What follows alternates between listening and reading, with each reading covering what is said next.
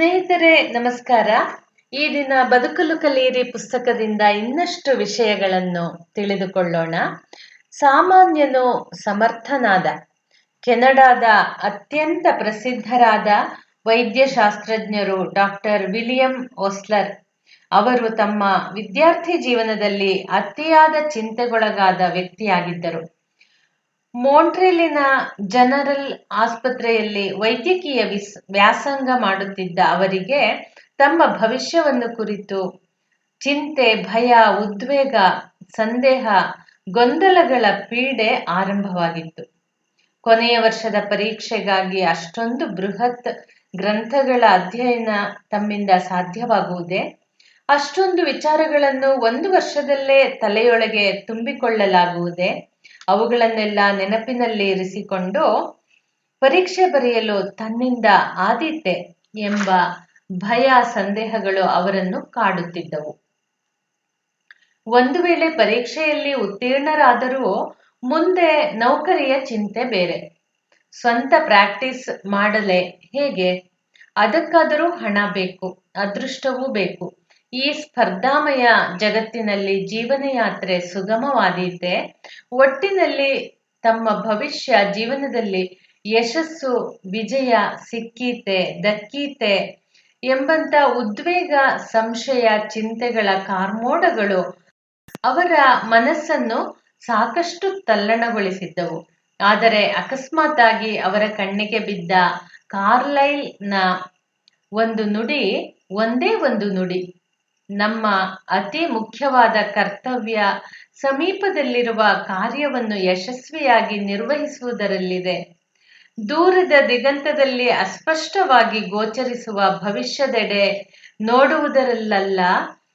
ಅವರ ಬದುಕಿನ ದಿಕ್ಕನ್ನೇ ಬದಲಿಸಿತು ಈ ನುಡಿ. ವಿಷಣ್ಣ ಮನಸ್ಥಿತಿಯಿಂದ ಅವರನ್ನು ಮೇಲಕ್ಕೆ ಎತ್ತಿತು.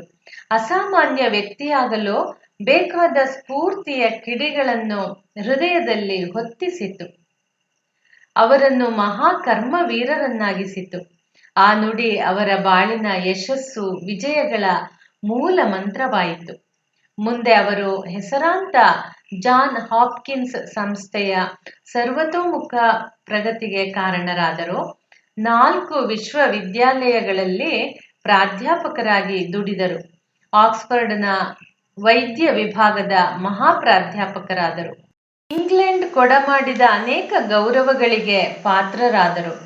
ವಿಲಿಯಂ ಓಸ್ಲರ್ ಒಮ್ಮೆ ಯೇಲ್ ವಿಶ್ವವಿದ್ಯಾನಿಲಯದ ವಿದ್ಯಾರ್ಥಿಗಳನ್ನು ಉದ್ದೇಶಿಸಿ ಭಾಷಣ ಮಾಡುತ್ತಾ, ಜನಪ್ರಿಯ ಗ್ರಂಥಕರ್ತನಾಗಿ ಆಕ್ಸ್ಫರ್ಡ್ನಂಥ ಉನ್ನತ ಮಟ್ಟದ ವಿಶ್ವವಿದ್ಯಾನಿಲಯದ ಮಹಾಪ್ರಾಧ್ಯಾಪಕನಾಗಿ ಪ್ರಸಿದ್ಧನಾದ ನನ್ನನ್ನು ಹುಟ್ಟಿನಿಂದಲೇ ಮಹಾಮೇಧಾವಿ ಎಂದು ಹಲವರು ಊಹಿಸಿರಬಹುದು. ಆದರೆ ಸ್ಥಿತಿ ಹಾಗಲ್ಲ. ನಾನು ಅತ್ಯಂತ ಸಾಮಾನ್ಯ ಮಿದುಳು ಶಕ್ತಿಯುಳ್ಳ ವ್ಯಕ್ತಿಯಾಗಿದ್ದೆ ಎಂಬುದು ನನ್ನ ಆಪ್ತ ಮಿತ್ರರಿಗೆ ತಿಳಿದಿದೆ ಎಂದರಂತೆ. ರಹಸ್ಯ ಏನು? ಹಾಗಾದರೆ ಅವರ ಅದ್ಭುತವೆನಿಸುವ ಈ ವಿಜಯದ ರಹಸ್ಯವೇನು? ಓಸ್ಲರ್ ವರ್ತಮಾನ ಕಾಲದಲ್ಲಿ ಬದುಕಿದೆ ಎನ್ನುತ್ತಾರೆ ಎಂದರೆ ಭವಿಷ್ಯದ ಸುಖ ಸ್ವಪ್ನಗಳನ್ನು ಕಲ್ಪಿಸಿಕೊಳ್ಳುತ್ತಾ ಸೋಮಾರಿಯಾಗಿ ಕುಳಿತುಕೊಳ್ಳಲಿಲ್ಲ. ಗತಕಾಲದ ಘಟನೆಗಳನ್ನು ಮೆಲುಕು ಹಾಕುತ್ತಾ, ಕೊರಗುತ್ತಾ, ಅನಾವಶ್ಯಕ ಚಿಂತೆಯಲ್ಲಿ ಕಾಲ ಕಳೆಯಲಿಲ್ಲ.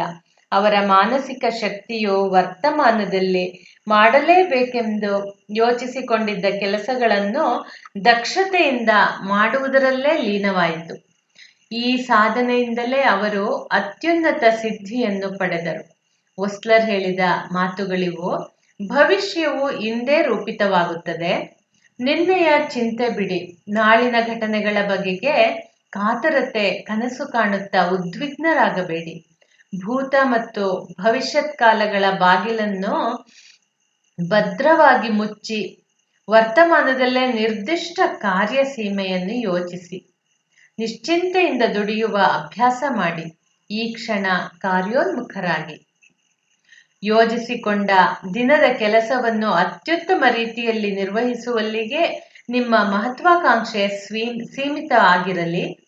ವಿಜಯದ ದಾರಿಯಲ್ಲಿ ನಡೆಯುವ ಯಾತ್ರಿಕರು ವರ್ತಮಾನದಲ್ಲೇ ಹೆಚ್ಚು ಚಟುವಟಿಕೆಯಿಂದ ಇರುತ್ತಾರೆ. ನಾಳಿನ ಯೋಚನೆ ಮನಸ್ಸನ್ನು ಸ್ವಲ್ಪವೂ ಪ್ರವೇಶಿಸದಂತೆ ನೋಡಿಕೊಳ್ಳುತ್ತಾರೆ. ನಿನ್ನೆ ನಾಳೆಗಳ ಚಿಂತನೆಗಳು ಬೇಡ. ನಿಮ್ಮ ಪೂರ್ಣ ಶಕ್ತಿಯು ದಿನದ ಕಾರ್ಯವನ್ನು ದಕ್ಷತೆಯಿಂದ ಮಾಡುವುದರಲ್ಲೇ ಮಗ್ನವಾಗುವಂಥ ಮಹತ್ವಾಕಾಂಕ್ಷೆಯನ್ನು ಹೊಂದಿರಲಿ. ಓಸ್ಲರ್ ಹೇಳಿದ ಮಾತುಗಳನ್ನೇ ಭಾರತದ ಋಷಿಗಳು ಸಾವಿರಾರು ವರ್ಷಗಳ ಹಿಂದೆಯೇ ಹೇಳಿದ್ದರು. ನಾವು ಅದನ್ನೀಗ ಮರೆತಿದ್ದೇವೆ. ನಮ್ಮ ಬದುಕಿನಲ್ಲಿ ನಾವು ಅನುಭವಿಸುವ ಸೋಲು ಸಂಕಟಗಳಿಗೆ ಈ ಮಾತನ್ನು ಮರೆತುದೇ ಕಾರಣ. ಅದನ್ನು ಕಾರ್ಯಕ್ಕೆ ಇಳಿಸದೇ ಇರುವುದೇ ಕಾರಣ. ಆ ಮಾತುಗಳು ಇಂತಿವೆ: ಬುದ್ಧಿವಂತರು ಗತಕಾಲದ ಘಟನೆಗಳನ್ನು ಕುರಿತು ಶೋಕಿಸುವುದಿಲ್ಲ, ಭವಿಷ್ಯದ ಬಗೆಗೆ ಚಿಂತಿಸುವುದಿಲ್ಲ. ಅವರು ವರ್ತಮಾನ ಕಾಲದಲ್ಲೇ ಕಾರ್ಯನಿರ್ವಹಿಸುತ್ತಾರೆ. ಇಂದಿನ ದಿನ ಸುದಿನ, ನಾಳೆ ಎಂದರೆ ಅದು ಕಠಿಣ ಎಂದು ಹೇಳಿದರು ಹರಿದಾಸರು. ನೀನು ಈ ದಿನವನ್ನು ನೋಡಿಕೋ, ಅದು ನಾಳೆಯನ್ನು ನೋಡಿಕೊಳ್ಳುತ್ತದೆ ಎಂದು ಒಬ್ಬ ಆಂಗ್ಲ ವಿದ್ವಾಂಸ ಹೇಳಿದ.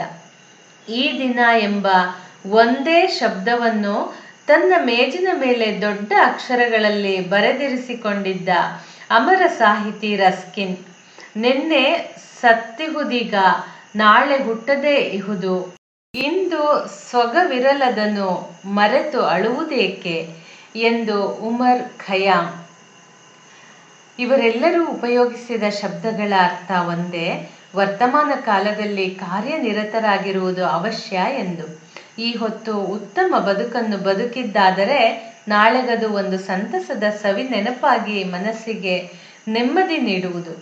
ಭವಿಷ್ಯ ಇನ್ನೂ ನಮ್ಮ ಕೈಗೆ ಸಿಕ್ಕಿಲ್ಲ, ವರ್ತಮಾನ ಮಾತ್ರ ನಮ್ಮ ಕೈಯಲ್ಲಿದೆ.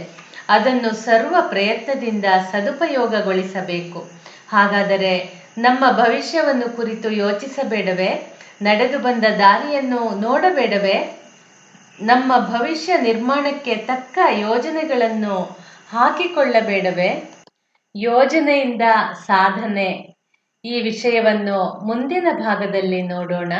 ಸ್ನೇಹಿತರೆ, ನೀವು ನನ್ನ ಯೂಟ್ಯೂಬ್ ಚಾನೆಲ್ ಸಬ್ಸ್ಕ್ರೈಬ್ ಮಾಡಿಕೊಳ್ಳಿ ಹಾಗೂ ಎಲ್ಲ ಧ್ವನಿ ಸುರುಳಿಗಳನ್ನು ಕೇಳಿ ನಿಮ್ಮ ಸ್ನೇಹಿತರೊಂದಿಗೂ ಹಂಚಿಕೊಳ್ಳಿ. ಧನ್ಯವಾದಗಳು.